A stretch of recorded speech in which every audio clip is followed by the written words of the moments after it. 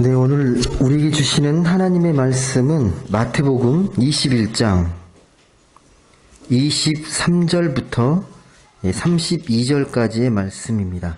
마태복음 21장 23절부터 32절까지의 말씀을 우리 같이 보도록 하겠습니다. 말씀을 한 절씩 교독해서 돌아가면서 읽도록 하겠습니다. 제가 먼저 23절 말씀을 읽겠습니다. 예수께서 성전에 들어가 가르치실세 대제사장들과 백성의 장로들이 나와 이르되 네가 무슨 권위로 이런 일을 하느냐? 또 누가 이 권위를 주었느냐?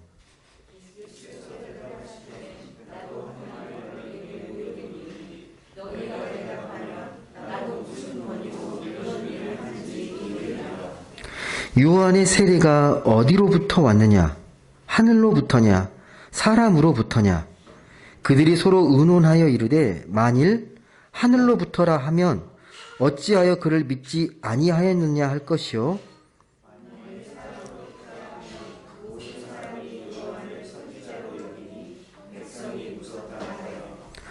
예수께 대답하여 이르되 우리가 알지 못하노라 하니 예수께서 이르시되 나도 무슨 권위로 이런 일을 하는지 너희에게 이르지 아니하리라.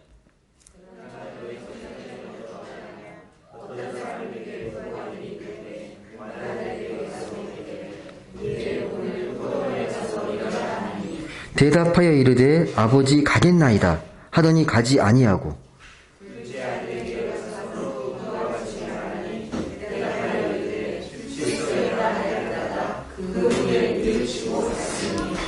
그 둘 중에 누가 아버지의 뜻대로 하였느냐 이르되 둘째 아들이니이다. 예수께서 그들에게 이르시되 내가 진실로 너희에게 이르노니 세리들과 창녀들이 너희보다 먼저 하나님의 나라에 들어가리라. 요한이 의의 도로 너희에게 왔거늘 너희는 그를 믿지 아니하였으되 세리와 창녀는 믿었으며 너희는 이것을 보고도 끝내 뉘우쳐 믿지 아니하였도다. 아멘.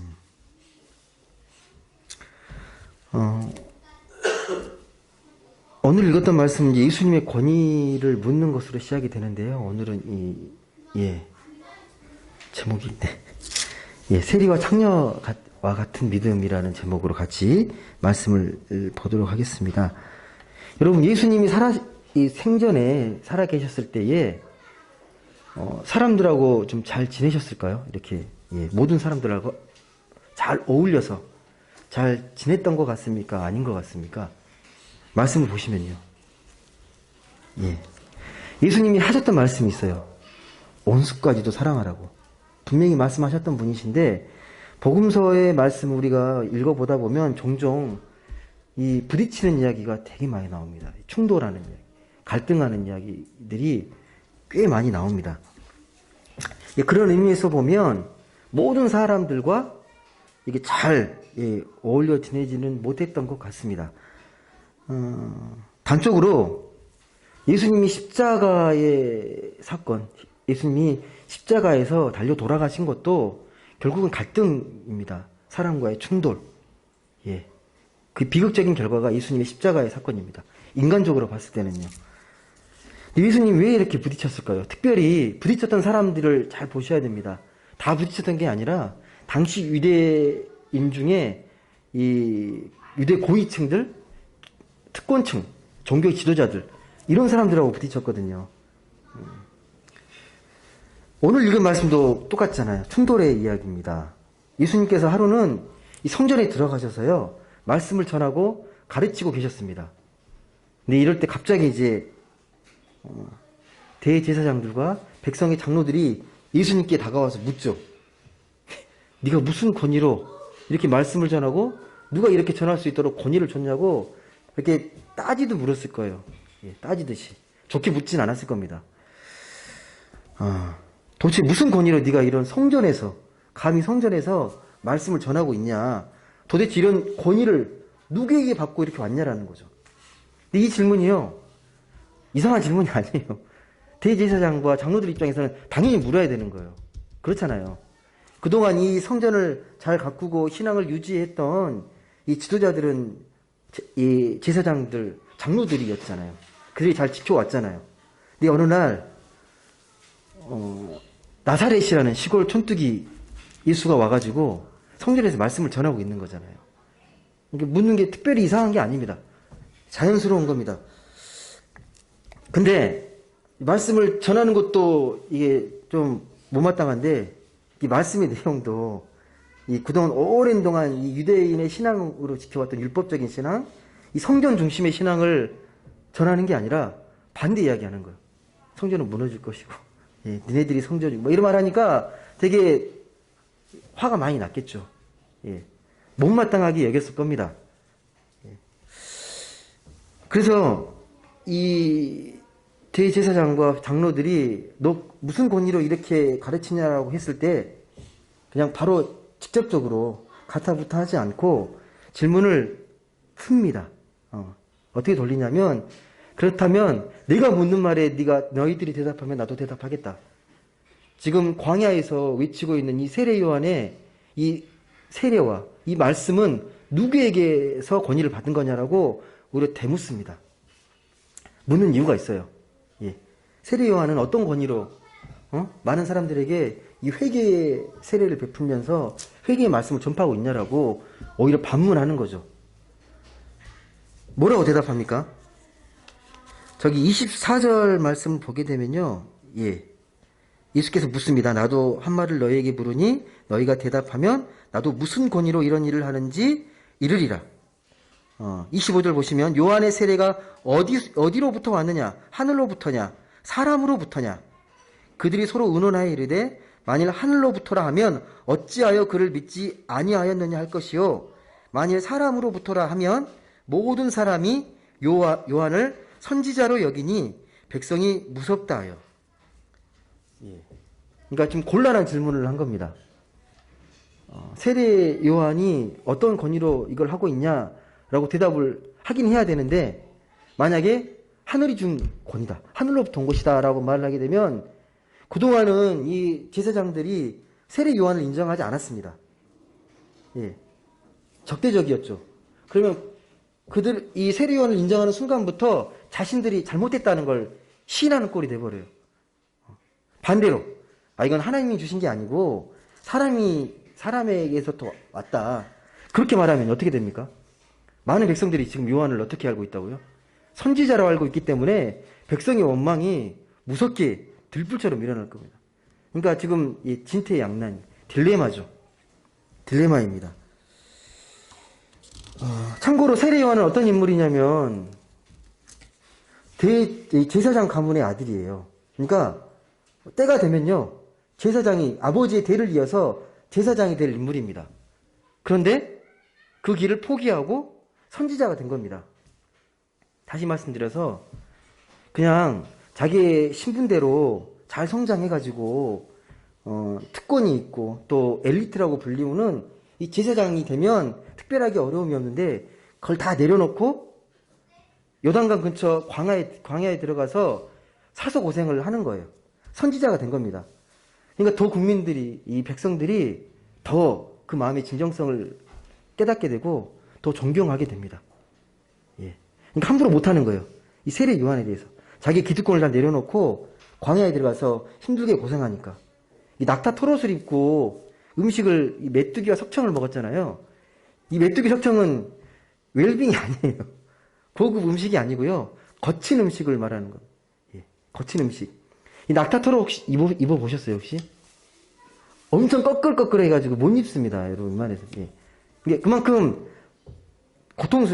약간 고통스러운 거죠. 고난의 길이죠. 예. 사서 고생하는 길입니다. 그렇기 때문에 분명한 건 뭐냐면 어떤 사연으로 인해서 제사장을 포기하고 선지자가 되는지는 모르겠지만 예, 자기의 가질 수 있는 것들을 다 내려놓고 하나님의 소명을 따랐다는 건 분명한 사실입니다. 대답이 어떻습니까? 그래서 이제 결국은 이렇게 의논하다가 예수님의 질문에 의논하다가 뭐라고 대답합니까? 27절 보겠습니다. 27절 같이 읽어볼까요? 뭐라고 대답했는지 시작. 예수께 대답하여 이르되 우리가 알지 못하노라 하니 예수께서 이르시되 나도 무슨 권위로 이런 일을 하는지 너희에게 이르지 아니하리라. 이게 뭐라고 대답한 궁색한 대답. 모르겠는데요. 모르겠습니다. 예. 그러니까 종교 지도자가 할 대답은 아닌 거예요. 명확하게 알려줘야 되는데 이건 영적인 분별력이 없는 거잖아요. 그러면 예. 궁색한 대답을 한 겁니다. 이렇게 대답하자 예수님이 말씀하는 거죠. 너희도 이거에 대해 대답하지 않았기 때문에 나도 굳이 답변하지 않겠다. 그러면서 들려주는 비유가 28절부터 이 30절까지의 말씀입니다. 예. 대제사장에게 하는 비유입니다. 한번 제가 읽어드릴게요. 예. 그러나 너희 생각에는 어떠하냐? 어떤 사람에게 두 아들이 있는데 맏아들에게 가서 이르되 얘 오늘 포도원에 가서 일하라 하니 대답하여 이르되 아버지 가겠나이다 하더니 가지 아니하고 둘째 아들에게 가서 또 그와 같이 말하니 대답하여 이르되 실소이다 하였다가 그 후에 뉘우치고 갔으니 그 둘 중에 누가 아버지의 뜻대로 하였느냐? 이르되 둘째 아들이니이다. 예수께서 그들에게 이르시되 내가 진실로 너희에게 이르노니 세리들과 창녀들이 너희보다 먼저 하나님 나라에 들어가리라. 아멘. 무슨 말씀입니까? 내용을 정리하면 이렇습니다. 아버지에게 두 아들이 있었죠. 맏아들에게 포도원을 갖고 있었나 봐요. 그러니까 일을 해야 되니까 첫째 아들에게 먼저 시킨 거죠. 포도원 가서 일 좀 하라고. 대답이 어떻습니까? 첫째 아들이요. 예, 해놓고 안 가요. 예. 그러니까 이번에 둘째 아들에게 찾아가죠. 예, 둘째 아들에게 너 가서 좀 포도원 가서 일 좀 해라. 이게 뭐라고 대답합니까? 안 가겠다고, 싫다고. 그런데 나중에 뉘우치고 다시 가죠. 이 맏아들은 처음에 간다겠다가 안 가게 됐고, 둘째 아들은 처음에는 싫다고 했다가 가게 됩니다. 누가 더 나은 아들이라는 겁니까, 근데? 누가 나은 아들이라는 거예요, 말씀에? 첫째 아들이에요, 둘째 아들이에요? 말만 하고 안 가는 거 하고, 처음에 안 간다고 했지만, 뉘우쳐서 간 둘째 아들이 더 높다고 평가하는 거죠. 그러면서, 이 첫째 아들은, 이 맏아들은 너희 같은 대제사장을 이야기하는 거고, 둘째 아들은 누구라? 세리와 창녀의 믿음을 이야기한다고 그렇게 이야기합니다. 여러분 대제사장도 아니고 세리도 아닙니다. 이 말에 이 정서적인 충격을 잘 모르실 거예요. 여러분이 대제사장인데 이런 말을 들으면 어떨 것 같아요? 너네들 믿음이 세리 창녀보다 못해라고 말을 들으면 이 대제사장 입장에서 어떨 것 같아요? 충격인 거예요. 되게 못마땅한 거죠. 말도 안 되는 거죠. 그러니까 자신들의 그런 신앙과 이 믿음을 세리와 창녀랑 비교하는 것도 되게 모욕적인데, 비교하는 자체가. 근데 더 못하다 그런 거예요. 못하다 그런 거예요. 모욕적인 발언이죠. 얼마나 싫어했겠습니까? 아마도요, 옆에 있던 사람들도 그 이야기를 듣고, 물론 이 제사장들과 장로들의 잘못을 지적하는 건 그래도 좀 인정할 수가 있는데, 못하다 그런 말씀에 대해서 좀 충격을 받았을 거예요. 좀 이게 너무 심하다. 무슨 아무리 못해도 세리와 장녀보다는 낫지라고 생각했겠죠. 여러분, 당시에 세리는 어떤 사람이냐면 매국노였고요. 창녀는요, 가장 낮은 신분의 천민입니다. 천한 계층입니다. 그러니까 한마디로 불가촉 천민이에요. 상대에서는 안 될 사람들이에요. 근데 예수님이 그런 사람을 당시에 가장 존경받고 추앙받는 대제사장과 비교하면서 너희가 이들보다 못하다고 이렇게 평가절하시킨 거예요. 충격적인 거죠. 예. 여러분이라도 기분 되게 나빴을 겁니다. 너네들 믿음 형편없어. 밖에 있는 누구보다 못하다고 그러면 되게 기분이 안 좋을 수 있습니다. 이렇게 우리가 좀 분위기를 알게 되면 좀 심하게 느껴져요. 너무 심한 비유를 든 거 아닌가. 너무 무리한 비유를 드신 게 아닌가. 적당하게 이렇게 좀 꾸짖고 하시면 괜찮은데, 너무 이건 말도 안 되는 비유를 드셔가지고 무슨 세리와 창녀보다 못한다고 말하는 걸 어떻게 받아들여? 그렇게 되는 거죠. 왜 이렇게 비유하셨을까요? 예. 이 종교 기득권층을 무조건 깔아뭉개기 위해서? 확 끌어내리기 위해서? 아니면 이 세리와 창녀들 같은 하층민들 있잖아요. 인정받지 못하고 그런 사람들에게 지지를 받기 위해서 그렇게 비유를 했을까요? 어떤 의도에서 했을까요? 비유를. 예. 여러분은 사람들을 평가할 때 어떻게 평가하세요? 평가의 기준이 어떤 겁니까? 여기에도 지금 기존의 이 유대 사회에서 사람들을 평가하는 방식과 예수님이 평가하는 방식은 다릅니다. 뭔가 다르잖아요. 예. 지금도 그렇지만 당시에 사람을 평가할 때는요, 겉으로 드러나는 것으로 평가했거든요. 지금과 똑같아요. 그러니까 출세하고 이게 성공하면 되게 높게 인정해주고 또 물질이 많으면 축복받은 겁니다. 건강하면 더할 나위 없이 좋고 다 하나님의 축복이었어요. 그런 걸로 사람을 평가하는 거죠. 겉으로 드러나는 것으로. 그리고 당시에 누구보다도 이 종교 지도자라는 건 너무 존경받고 정말 누구나 되고 싶은 인물이에요. 이왕이면. 왜? 유대 사회가 유대교 사회잖아요. 성직자가 가장 존경받던 사회잖아요. 예. 사람에게는 누구나 인정받고 싶은 욕구가 있어요. 강한 욕구가 있습니다. 칭찬받고 싶고 인정받고 싶고 이해받고 싶은 마음이 강하게 일어납니다. 이걸 사회심리학적으로요. 인정투쟁의 욕구라고 해요. 누구에게나 있습니다. 사람에게 인정받고 싶은 마음. 누가 그러겠습니까? 세리와 천민이라고 그런 대접받고 싶겠습니까? 똑같이 사람으로 대접받고 싶지. 내 세상은 이제 눈에 드러나는 것으로 사람을 평가하고 나누는 거죠. 그 마음을 들여다보는 게 아니라. 여러분, 세상에서 가장 명예로운 상? 가장 큰 상이 어떤 상입니까? 세상에 가장 큰 상? 딱 그냥 떠오르는 상.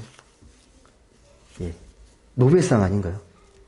노벨상 받으면 가장 명예로운 거 아닌가요? 우리 이 세상에서?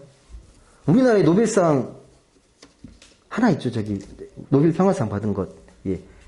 뭐 참고로 옆에 일본 나라는 노벨 문학상도 있고요. 여러 노벨상 탄 사람들이 되게 많아요. 물론 인구도 많고 학문도 더 발전돼 있기 때문에 어느 정도는 이해되지만 차이가 너무 크죠. 격차가 너무 심하죠. 아직까지도 우리는 노벨상을 받지 못하고 있기 때문에. 근데 노벨상을 타면 상금도 어마어마하지만 상금이 제가 알기로는 100만 달러니까 13억 정도 될 것 같아요. 그 정도의 금액. 이제 금액도 크지만 일단 노벨상을 타면 가장 명예로운 거잖아요. 누구에게나 인정받는 거 아니에요. 예, 딱 증명이 돼버리는 거잖아요. 근데 아무리 훌륭한 노벨상을 탔다고 해도 하나님이 노벨상 탔다고 더 인정해 주실까요?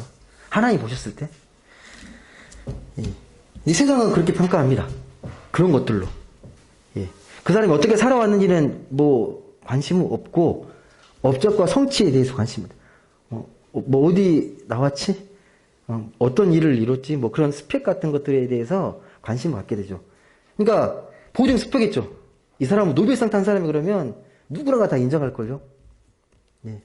근데 예수님은 절대 그렇지 않습니다. 하나님은 그런 걸로 평가하는 분이 아니라는 게 오늘 말씀에도 분명하게 나타납니다. 중요한 건 예수님께서는요, 오늘 말씀처럼 사람의 기준으로 평가한 게 아니라 하나님 나라의 기준으로 평가했다라는 겁니다. 그래서 사람들에게 가장 인정받던 제사장, 장로들보다 지금 세리와 창녀가 더 높다고, 더 훌륭하다고 평가하고 있습니다. 그럼 어떤 기준으로 평가한 거예요, 그러면? 다르다는 걸 알겠는데, 하나님 지금 왜 제사장보다 세리나 창녀가 더 낫다고 평가한 겁니까? 뭐가 근거가 있어야 될 거 아니에요. 그렇게 인정해 줄 만한 근거. 세리와 창녀의 삶이 훌륭해서? 행동이 좋아서? 어떤 것 같습니까? 무엇을 보고 세리와 창녀가 훌륭하다고 평가한 겁니까? 뭘로 평가한 걸까요? 여러분, 이 세상에서 아무리 약자 노벨상 탄 사람도 되게 커 보이겠지만 아무리 큰 존재도 하나님 앞에서, 무한하신 하나님 앞에서는요, 먼지보다 작은 존재입니다. 마치 이 지구 전체 무게를 딱 재는데 먼지 하나 더 붙었다고 영향을 끼치지 못하는 거랑 비슷해요. 예. 우리가 아무리 기고 난다 해도요, 하나님 보실 때는요, 그게 특별한 의미가 없습니다. 세상 기준으로는 이 제사장과 세리 창녀가 엄청난 신분의 격차가 있을지 모르겠지만 하나님 보시면요, 한낱 피조물이에요. 차이가 없어요. 예. 그래서 우리가 이 땅에서 하나님의 부르심을 받고 우리의 생을 다 마감하고 하나님 앞에 섰을 때 내가 어떻게 내가 부자로 살았는지 아니면 내가 얼마나 잘 나갔는지 내가 얼마나 명예로운 내가 얼마나 많은 성취를 했는지 하나님은 그런 것에 관심이 없어요. 다 그런 거 해봤자 도토리 키재기입니다. 하나님 보시기에는요. 특별하지가 않습니다. 그래서 하나님 보실 때는요. 세리나 창녀나 제사장이나 차이가 없어요. 다 하나님의 피조물입니다. 예. 우리들이 그렇게 더 격차를 두고 있는 것 뿐이지. 한 번은 예수님께서요. 누구죠? 간음하다 잡힌 여인을 데려온 적이 있습니다. 바리새인과 서기관들이 예수님을 시험하기 위해서 현장에서 간음하다 잡힌 여인을 끌고 옵니다. 그리고 돌을 던질 태세로 이렇게 어떻게 하면 좋을까요? 시험하는 거죠. 이 여인 어떻게 할까요? 그때 예수님의 대답이 뭐였습니까? 땅바닥에 종이 글씨를 막 이렇게 쓰시면서 이렇게. 예. 죄 없는 자가 돌로 치라고 그랬잖아요. 죄 없는 자. 핵심을 찌른 거죠. 예. 죄 없는 자가 돌로 치라. 그 말에 이 마음이 찔려가지고 다 도망갑니다. 다 도망가요. 이게 무슨 의미냐면요. 지금 눈에 드러난 간음하다 잡힌 여인이 큰 죄를 진 것처럼 니네들이 끌고 왔는데 니들 마음속에 죄 얼마든지 짓고 있지 않냐라는 거예요. 살인도 이미 마음속으로 살인도 엄청 많이 하고 친구 욕하는 것도 살인이라고 그랬거든요. 그렇게 따지면 우리가 보여지는 기준은 기준이 아니라는 거죠. 그러니까 예수님께서는 철저히요.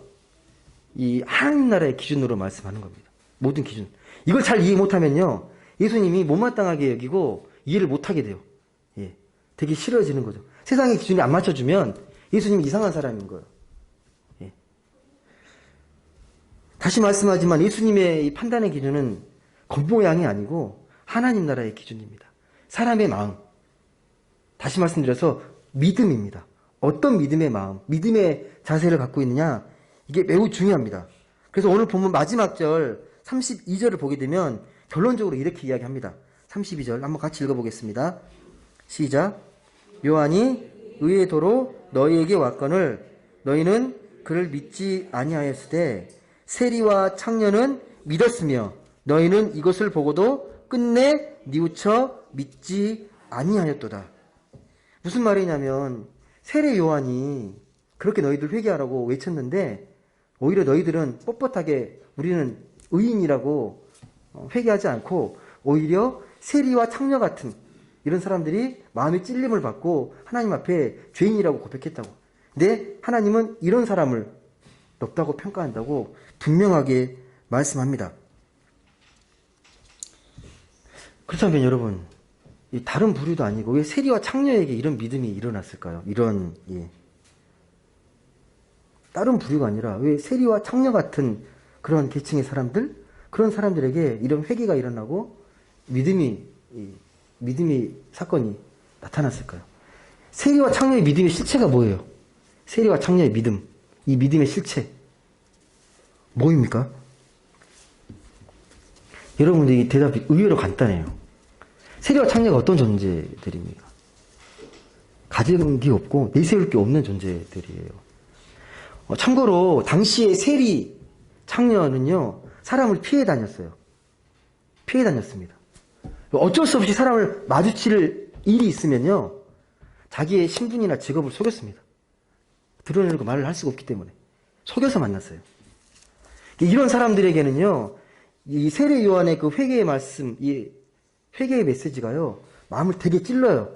아 이렇게 살면 안 되는데 이게 사람 사는 게 아닌데라는 이 마음의 이 죄책감을 많이 찔리게 됩니다. 도전을 받고 영적으로 큰 영향을 받게 되죠. 그래서 그들은 자기를 철저하게 숨기고 하나님을 드러내는 게 오히려 쉬울 수 있었습니다. 내세울 게 없기 때문에 이게 세리와 창녀의 믿음, 영성의 기본이에요. 내가 별로 내세울 것도 없고 잘난 게 없어서 내가 내세울 건 하나님밖에 없다라는 그 마음의 믿음, 그 믿음의 자세, 이게 세리와 창녀의 믿음이고 영성이었습니다. 이런 믿음 때문에 제사장이나 장로보다 낫다는 평가를 받게 합니다. 여러분 요즘 있잖아요. 뭐 예전에도 그랬지만 최근 들어서 더 이 목사라는 이 호칭이 부끄러운 호칭으로 자꾸 바뀌어가고 있습니다. 예. 대놓고 말을 못해요. 예. 그러니까 어떤 우리가 뭐 믿음의 자리에서는 상관없지만 그렇지 않은 자리에서 자기를 소개할 때요. 실은 제가요. 목사인데요. 이렇게 말을 해야 되는 시대가 왔어요. 왔습니다. 그만큼 목사, 기독교에 대한 이미지가 거의 바닥입니다.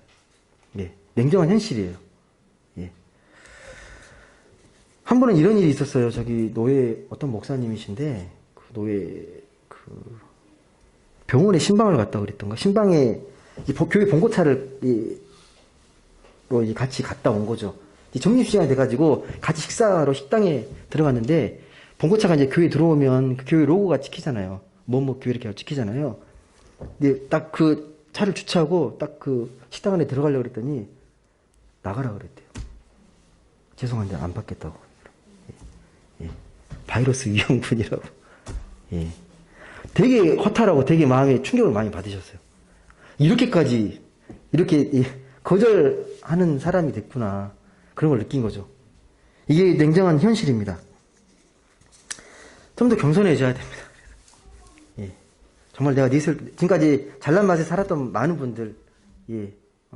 뭐라도 된 것처럼 했던 분들이 이 코로나 바이러스로 인해서 되게 자존감이 많이 낮아져 가는 것 같아요. 네, 여러분, 하나님 믿는 사람이면 하나님 말씀 듣고 누구나 마음에 깨우침을 받고 잘 믿을 것 같은데요. 그렇지가 않아요. 예. 오늘 말씀에 대제사장, 장로들도 자기 믿음을 지키기 위해서 얼마나 노력을 했겠습니까? 예. 실제로 당시에요. 대제사장, 장로들 정도 되면요. 아침, 저녁으로 늘 정해진 시간에 철저하게 기도하고 위대한 랍비들의 그 기도문이 있어요. 그 기도문을 매일 암송하듯이 기도합니다. 철저하게 경건 생활을 지키는 거죠. 근데 중요한 게 뭐냐면 그런 형식, 그걸 지키는 것 자체가 하나님의 마음과 연결되는 건 아니에요. 그 자체가 형식을 내가 갖고 있다고, 예, 내가 그걸 하고 있다. 그런 종교적 행위 자체가 하나님의 마음을 채워가는 게 아닙니다. 오히려 이게 위험한 게요. 그런 행위로 인해서 만족하면 할수록 더 교만해집니다. 오히려 하지 못한 사람들보다 더 교만합니다. 그래도 나는 몇십 년 동안 믿어왔고 기도를 몇 시간 동안 해왔고 내가 이렇게 했고 내가 지금까지 교회를 해서 이런 일을 해왔고 이런 것들로 인해서 얼마든지 교만해질 수 있습니다. 누구보다 하나님보다 가까워 있는 사람처럼 여길 수 있다는 겁니다. 우리 일상에서도 그게 그대로 드러나요. 내가 가진 게 많고요. 내가 이룬 일들이 많잖아요. 성공한 것들이 많으면요. 그런 것들이 내 영혼을 가리게 됩니다. 예. 예전에 한동안 화제가 됐던 영상이 하나 있는데, 어느 국회의원의 노룩 패스라고 혹시 아십니까? 노룩 패스? 노룩 패스가 아니고 노룩. 영어로 노룩 패스. 이 농구 영어인데요. 패스를 이렇게 하잖아요. 이렇게 상대방이 자기 편에게 안 보고 패스하는 거예요. 대단한 기술이죠. 딱 그 느낌으로 이렇게 서로 호흡이 맞아야 딱 보내는 것처럼. 근데 어느 국회의원이 해외 출장 갔다가 이 캐리어를 끌고 오는데 이 비서가 나올 거 아니에요. 근데 비서가 나오는데 쳐다도 안 보고 이렇게 휙 민 거예요. 그냥 이렇게 딱 이렇게. 그러면 비서가 쫓아가지고 확 잡아요. 이렇게. 근데 이 모습이 좋게 비춰진 게 아니라 되게 좀 권위적으로 교만하게 비춰져서 예, 한동안 많은 비판을 받았던 영상입니다. 그러니까 사람이 어떤 지위나 어떤 자리에 있게 되면, 높은 자리에 있게 되면 자기 자신이 대단한 것처럼 여기게 됩니다. 그렇게 내 자신을 대단한 것처럼 여기는 사람이면 사람일수록 은퇴하고 나서요, 더 공허함을 느끼고 더 많이 힘들어합니다. 그렇게 알아주지 않으니까 은퇴한 뒤로. 부모 자식 간에도 그래요. 부모 자식 간의 관계도.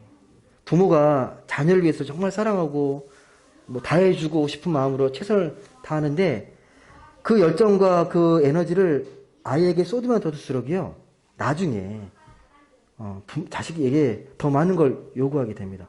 좀만 삐뚤어져도 내가 너를 어떻게 키웠는데 네가 나한테 이렇게 응? 내가 얼마나 힘들게 너를 이렇게 키웠는데 그걸 못 알아주냐고 오히려 이 부모로서의 공로를 내세우게 되는 거죠. 예. 하지만 여러분, 이 세리와 창녀는요, 그렇게 내세울 게 없습니다. 세상적으로. 예. 그래서 겸손했던 거예요. 그 겸손한 마음이 하나님 마음에 합한 거죠. 오히려 가진 것 없다고, 내세울 게 없다고 그렇게 인정하고 고백하는 너희의 믿음이 훨씬 낫다는 거예요. 나는 정말 하나님 잘 섬기고 훌륭하다고 생각하는 그 교만한 믿음은 하나님 보실 때는 정말 그 철저하게 책망받는 믿음이고, 세리와 창녀 같은 너희같이 겸손한 믿음이 하나님을 기쁘게 한다라고 이야기한 겁니다. 여러분, 그럼 어떻게 하면 우리가 세리와 창녀처럼 이 겸손한 믿음으로 살아갈 수 있을까요? 여러분은 대제사장과 같은 믿음을 갖고 계십니까? 아니면 세리와 창녀 같은 믿음을 갖고 계신 것 같습니까? 아니면 왔다 갔다 하십니까? 예. 우리가 예수님께서 분명 말씀하셨잖아요. 세리와 창녀 같은 믿음을 높게 평가하니까 그 믿음을 우리가 쫓아서 살아야 되잖아요. 우리가 어떻게 하면 될까요? 어떤 마음으로? 어떻게 하면 우리가 더 겸손해질까요? 제가 처음에 다 말씀을 드렸지만요.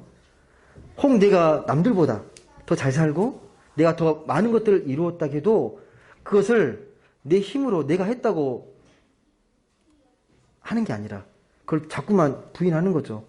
뭔가를 이뤘을 때마다 그때 감사의 고백을 해야 됩니다. 이건 하나님께서 해주셨다. 하나님의 은혜로 내가 이렇게 살 수 있었다. 그런 고백이 끊임없이 나와야 우리가 교만해지지 않고 겸손해질 수 있습니다. 근데 이게 쉽지 않아요. 말처럼. 내가 한 거지, 뭘. 예. 하나님 약간 도와주셨겠지. 내가 90% 했으면 10%는 하나님이 해주셨겠지라고 생각하는데, 믿음의 자세는 아닙니다. 예. 예. 그게 우리의 믿음을 망가뜨리기 때문에. 예. 어떤 일을 이룰 때마다, 감사할 일이 있을 때마다요, 자꾸 부인하는 거예요. 내가 한 게 아니야. 하나님께서 도와주셨어. 하나님이 함께 해주셔서 내 가정을 이렇게 이룰 수 있었고, 또 내가 이만큼 살 수 있었고, 자꾸 하나님의 은혜라는 고백을 자꾸 하는 게 중요합니다. 이건 훈련이에요. 예. 삶 속에 우리가 충분히 늘 해야 될, 부단히 해야 될 훈련입니다. 제가 왜 자꾸 이게 쉽지 않다고 말을 하냐면요, 이게 부인하는 게 인간의 본성과 안 맞아요. 위배가 된다니까요. 자꾸 부인하려고 해도 내 인간의 마음은 내가 공로를 취하고 싶은 게 내 마음이에요. 쉽지가 않습니다. 이 바리새인처럼 우리가 흉내는 낼 수가 있는데 자체를 부인하기는 어려워요. 그냥 하나님 앞에 신용을 하는 거죠. 하지만 본 마음은 그렇지 않아요. 그리고 내가 이렇게 열심히 기도하고 열심히 했으니까 당연히 이만큼 이루어진 거지 라는 게 우리 인간의 마음이에요. 그걸 자꾸 부인하는 게 쉽지 않다라는 겁니다. 말씀을 맺겠습니다. 여러분, 근데 우리가 이런 믿음을 가질 수 있는 비결이 있습니다. 우리가 예수님의 그 사랑을 깊이 묵상하면 묵상할수록요, 내가 얼마나 잘났다고 생각했던 것, 내가 얼마나 대단하다고 생각했던 일들이 별게 아닌 걸 알게 돼요. 하나님의 사랑에 비춰보면, 예수님의 그 십자가의 사랑에 우리 삶을 비춰보면요, 우리 삶이 우리의 것이라는 게 정말 하찮은 것이라는 걸 깨닫게 됩니다. 그런 믿음의 자리로 겸손히 나아가야 합니다. 그래서 우리의 영혼을 흔들 만한 예수님의 사랑을 내가 깊이 체험할수록 영혼의 깊은 울림과 감동을 주는 영적인 사건을 내가 체험할수록 우리가 좀 더 겸손해질 수 있습니다. 우리는 순간순간 교만의 싹은 계속 튀어나와요. 예. 좀만, 우리가 방심하면요, 금방 교만해집니다. 하지 말라고 해도 교만해져요. 은근히 말 속에 다 피어나옵니다. 교만이라는 게. 근데 우리가 말씀을 깊이 묵상하고 말씀이 우리 안에 내 생명을 잘 붙잡고 있을 수 있도록 겸손하게, 그래서 말씀에 도전을 받고 말씀으로 충만할 수 있도록, 특별히 예수님의 그 십자가의 사랑을 더 깊이 묵상하면서 내가 교만해지지 않도록 애써야 합니다. 누구처럼요? 세리와 창녀처럼. 예. 그러면 우리는 하나님 앞에 정말 긍휼을 구하는 기도를 드리게 됩니다. 하나님, 저는 할 수 없고 제가 이렇게 보잘것없는 사람인데 하나님이 저를 불쌍히 여기시고 긍휼히 여기셔서 저의 기도를 좀 들어주세요. 예. 저는 능력이 없습니다. 하나님께서 도와주셔야 합니다. 그 긍휼의 기도를 구하게 됩니다. 내가 잘났는데 무슨 기도를 하겠습니까? 내가 못났다고, 내가 아무것도 아니다고 인정했을 때 그때서야 비로소 하나님 앞에 겸손한 기도, 긍휼의 기도를 드리게 됩니다. 그 믿음이 우리를 구원하고 우리를 생명으로 끝까지 인도합니다. 부디 그런 하나님의 놀라운 사랑을 온전히 깨닫고 이 세리와 창녀처럼 겸손하게 참된 믿음 안에 살아가는 분들 다 되실 수 있기를. 그래서 우리가 하나님 안에서 진정한 이 신앙의 기쁨과 행복을 누리며 살아가는 모든 분들 되시길 주님의 이름으로 간절히 소망합니다. 기도하겠습니다.